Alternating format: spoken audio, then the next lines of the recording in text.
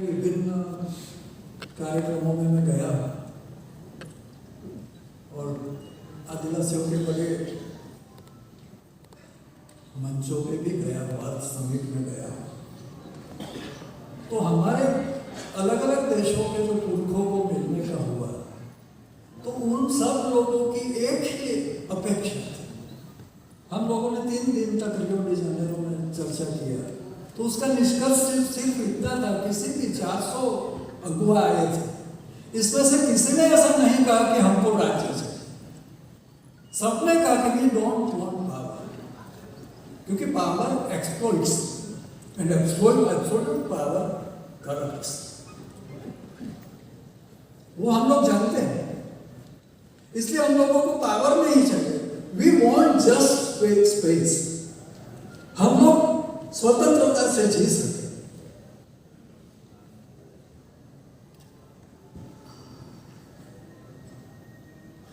इतनी भी जगह हमारे लिए नहीं छोड़ रहे हैं आप लोग। सब जगह आपको चाहिए। तो इसलिए रियो डी जेनेरो में हमारे आदिवासियों की तरफ से मुझे प्रेजेंट करना था।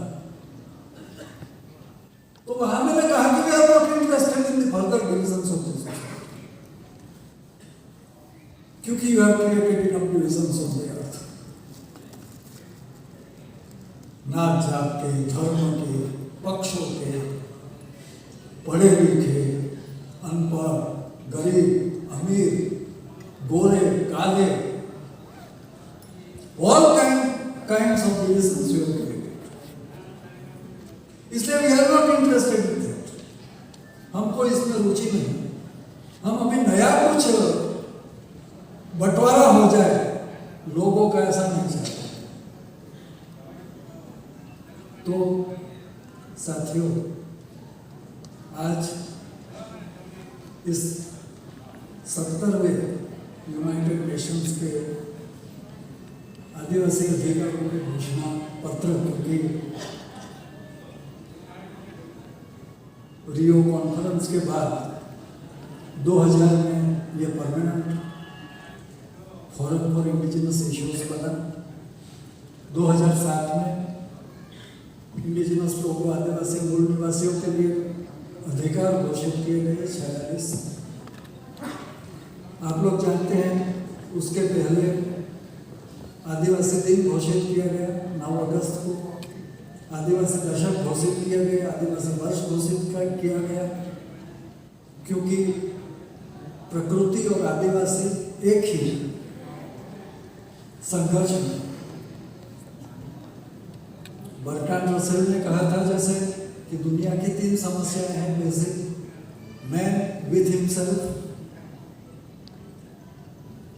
मनुष्य की खुद की समस्या, man with his fellow man, साथ ही लोगों के साथ की समस्या, और मैन विथ नेचर। उस वक्त हमने कहा था कि जो इंडिजिनस मूल निवासी लोग हैं, वो लोग वो हैं जिन लोगों को ये 3 संघर्ष मिलते हैं। क्योंकि हमको कुछ चाहिए नहीं, किसी का छीनना नहीं, किसी को प्रताड़ित नहीं। तो इसलिए फिर मैंने कहा कि उस जमाने में बर्ट्रांड रसेल को ये 3 समस्याएं लगी थी, लेकिन आज की जो समस्या है, दुनिया के इतिहास में सबसे ज्यादा ताकतवर सत्ता आज स्टेट, जिसको हम कहते हैं राज्य। आधुनिक शस्त्र, आधुनिक टेक्नोलॉजी, सबसे ज्यादा ताकत जो किसी ने कैप्चर की, एंड नॉट राज्य यानी कि सरकार नहीं, government and state is different. राज्य और सरकार अलग है, सरकार और देश अलग। देश अलग, सरकार को हम बदल सकते, देश को हम बदल नहीं सकते। तो देश और सरकार अलग। तो आज हमारे यहाँ जो स्थापित है, जिसको स्टेट कहा जाता है, राज्य कहा जाता है, इसकी ताकत बढ़ गई है। पूंजी की ताकत बढ़ गई, शस्त्रों की ताकत बढ़ गई, टेक्नोलॉजी की ताकत बढ़ गई, गलत करने वाले की ताकत बढ़ गई है, गुंडागर्दी करने वाले की ताकत बढ़ गई, सरकारें कमजोर हो गई, देशी विदेशी जो ताकतें हैं वो ताकतों के सामने हमारी सरकारों को झुकना पड़ता है। देशी विदेशी कर्जा लेते हैं, ऋण लेते हैं देश चलाने के लिए, तो नए सिरे से हम लोगों को सोचना पड़ेगा। सबके दबाव में हमारी सरकारें रही, इसलिए सरकारों को गाली देने का मतलब नहीं, they are also the victims, वो भी मुक्त भोगी, उनका ज्यादा चलता नहीं।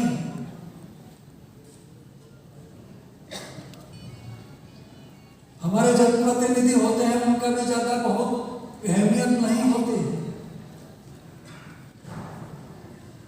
कोई और ताकत हम पर राज्य करती है, सत्ता चला। तो ये सब चीजें हम लोगों को समझनी पड़ेगी। हमारे जो पुरखे थे, जिन लोगों ने ये सब इंस्टीट्यूशंस खड़ी की थी दुनिया में, अलग अलग संगठन खड़े किए थे, हमारे अलग अलग व्यवस्थाएं खड़ी की थी, उन लोगों का दर्शन अलग था। वो मानते थे कि हम उनको मानते हैं कि जो आखिर की पंक्ति में खड़ा होने के लिए तैयार है। वो मानते थे कि जन सेवा वो ही प्रभु सेवा है।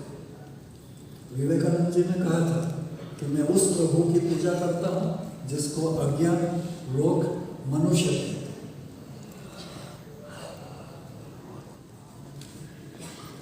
तो हमारा जो पुरखों का जो दर्शन था, और यही तो आदिवासियों का दर्शन था, यही तो इंडिजिनिटी थी कि सब सौहार्द से रहे, प्रेम से रहे, क्योंकि हमने प्रकृति के पास से हमारे मूल्य लिए थे।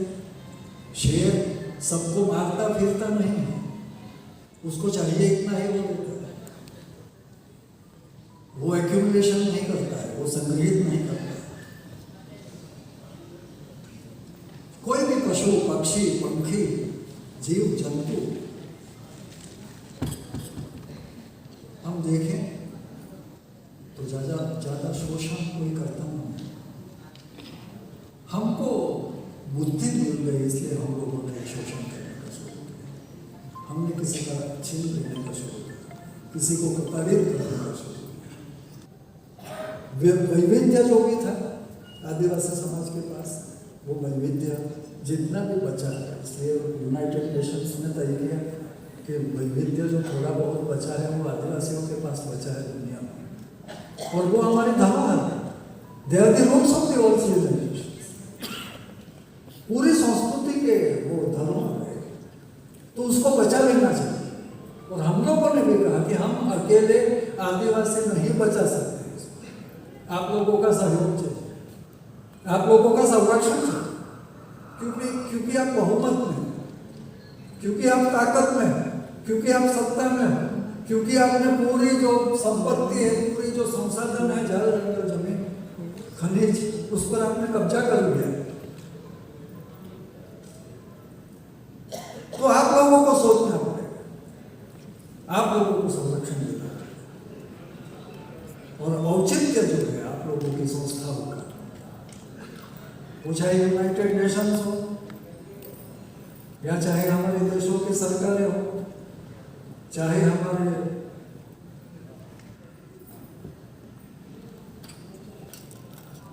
न्यायाधीश लोग हो, न्यायपालिका हो, चाहे हमारी कार्यपालिका हो, चाहे हमारा प्रशासन हो, ये सबकी जिम्मेदारी।